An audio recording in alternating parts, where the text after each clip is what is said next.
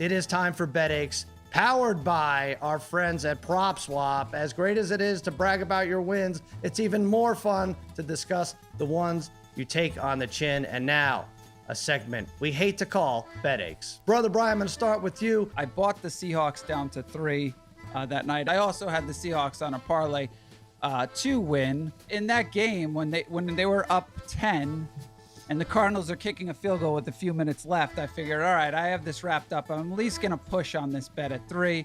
The personal foul happens. And at that point, it's on the personal foul on the field goal try, in which they score after that. I knew at that point in time, I was at least at best pushing it. I was probably going to lose that game. It was just such a wild ride of emotions, though, in that game, because I thought that Metcalf scored. Oh, by the way, I had over 20.5 yards longest reception for Metcalf that came back on that penalty. So at that point in time, I'm just rooting for a push. But at the end of the day, then there was so much going on. I was like, I could care less. I was like, just end the game already. I was emotionally drained. Your boy Kingsbury, Harry, I know you have eyes on his trash and everything.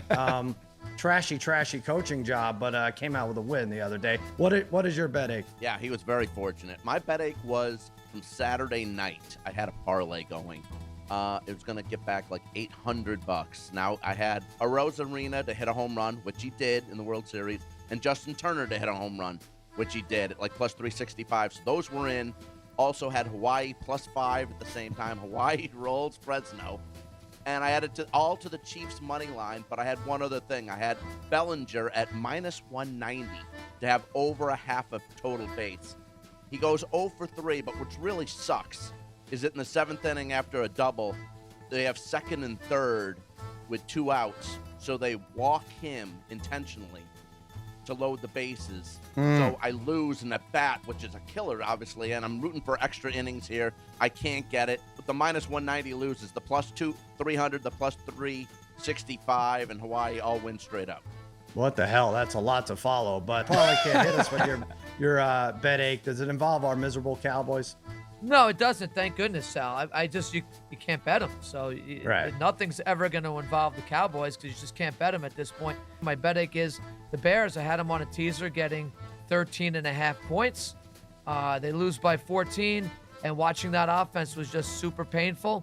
I have Montgomery in a fantasy league. There's never been a running back that gets 2 to 3 yards on every carry. No more, no less. That's all he does. Watching somehow Foles was a all-state basketball player, right, Brian? Yeah. No. He looks so unathletic on a football field.